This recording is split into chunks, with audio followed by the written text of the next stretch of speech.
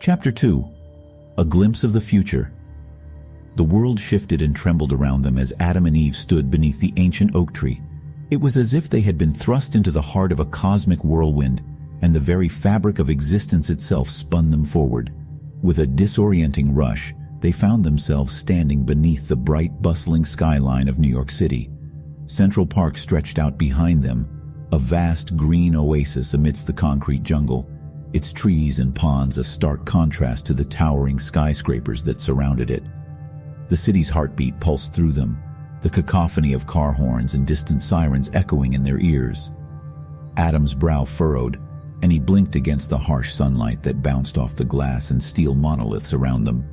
"Eve," he stammered, "where are we? What just happened?" Eve, equally bewildered, took in the towering buildings and the streams of people walking by without so much as a second glance. I don't know, Adam," she said, her voice tinged with awe and confusion. "This doesn't look like the Garden of Eden." "No," Adam agreed, "it most certainly does not." With a sense of trepidation and wonder, they set out on foot, venturing further into the city. As they walked through Central Park, they marveled at the mix of nature and technology. People strolled past, seemingly unbothered by their lack of clothing, as if it were an everyday occurrence in this strange new world. The sensory overload was almost too much to bear. The scent of hot dogs and pretzels wafted from food carts, mingling with the sweet fragrance of blooming flowers. The vibrant colors of street art adorned the walls, and the rhythmic beat of music, at once familiar and alien, filled the air. They reached the southern edge of Central Park, and before them lay a sight that left them breathless. Times Square, a place of such brightness and intensity, radiated a palpable energy. Billboards the size of buildings flashed with images and messages that were a whirlwind of colors and shapes. The honking of yellow taxis and the hum of electric vehicles created a symphony of motion. Eve's eyes widened as she gazed at the colossal screens.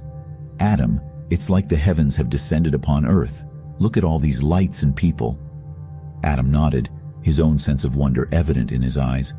"This city, it's like something out of a dream. I've never seen anything like it." As they ventured into Times Square, they became aware of the people passing by, each absorbed in their own world, talking into thin air or staring intently at small glowing screens.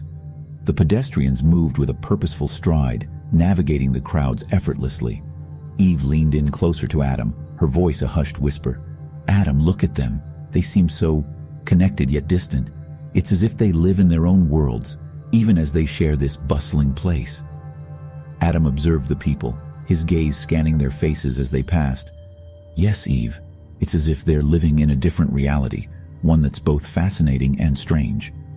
They continued to walk, taking in the grandeur of the city and the curious blend of tradition and technology. No one paid them any mind, as if their appearance in this metropolis was a daily occurrence.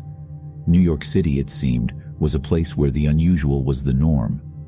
Eve touched Adam's arm, her eyes shining with a mixture of amazement and uncertainty. "What do we do now, Adam? Where do we go from here?" Adam looked at her, his expression one of determination. "We explore, Eve. We learn, we adapt, and we discover this new world, and perhaps in the process we'll find our place in it." As they strolled through the bustling heart of the city, surrounded by the wonders of 2023, Adam and Eve knew that they were embarking on a journey that would forever alter their perception of the world and their place within it. The Garden of Eden was a distant memory, and the future stretched out before them, a vast, uncharted landscape waiting to be explored.